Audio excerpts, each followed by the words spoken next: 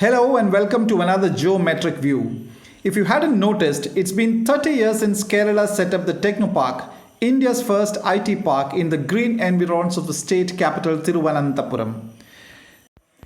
Standing in this rubber plantation in Kerala's Kottayam district, I can easily reminisce the early days of that park, which was a trendsetter for all IT parks in India. In those exciting days of the 1990s, as principal correspondent of the Economic Times, I would often go across to the park and sit with its young founder, CEO G. Vijayaraghavan, to understand the full import of that first of its kind technopolis coming up in India.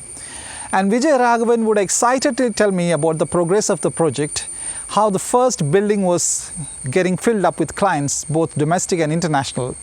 Names like Megalux, Brahma, Softex, Seaview, Transmatic, Visionix, IVL, Nest, Case Consult, ADA software, and some more.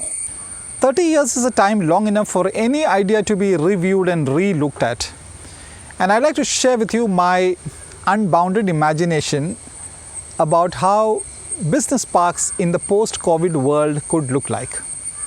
Well, the new business park could well be your own home, like my home here. Different family members are working for companies around the world, and this one student as well.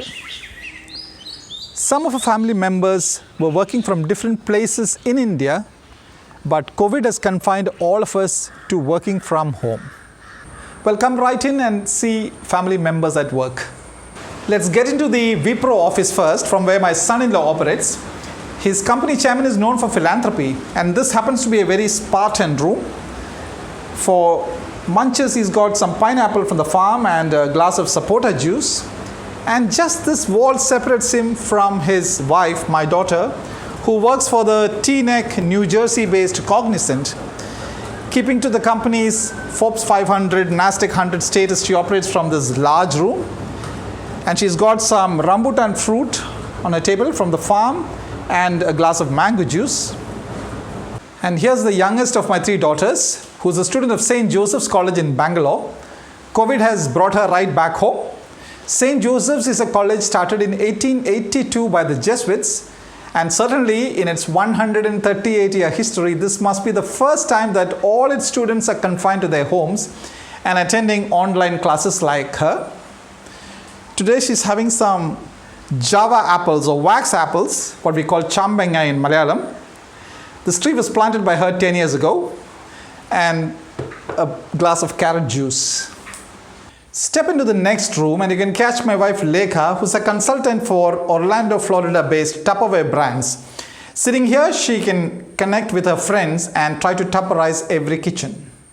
Now let me welcome you to my little corner from where I work for the Gulf News in Dubai. Journalists are often criticized as armchair critics, but please don't call me one. Look, my chair has no arms.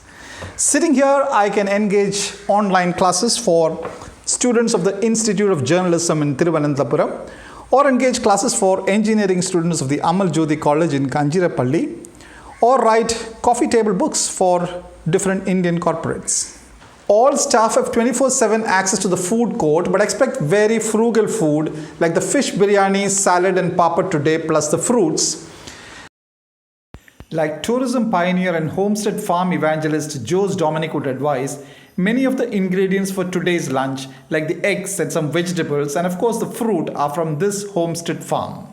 Kerala is so fertile that all sorts of fruit trees grow on homestead farms, like this papaya here, or this guava here.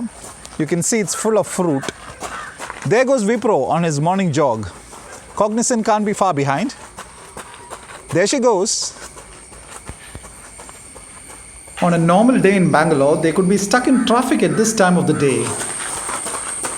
Here they go on another round. There are numerous options to relax. Spend some time with the cows. Read a book. See the rambutans ripening. Look at the Java apples. Pick up a few star tamarind.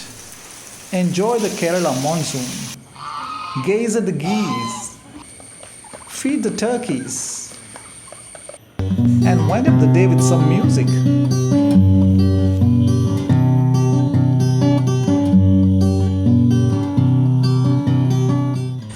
difficult to believe that within the walls of this house, family members are working for corporates headquartered in New Jersey, Orlando, Dubai, and Bangalore. 30 years after the founding of India's first technopark in Kerala, COVID has perhaps helped us stumble on another extraordinary idea. Is this going to be the shape of future business parks across the world? That's worth the thought. In which case, may a million micro IT parks and business parks bloom around the world.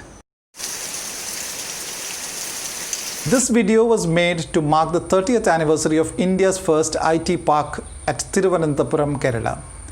Very many people across the world have not been as fortunate as those shown in the video. Millions have lost their jobs, and extended and thoughtless lockdowns have stolen many more livelihoods. It is only proper to give a charitable thought to all of them while we discuss what the shape of future technoparks and business parks would be. Thank you.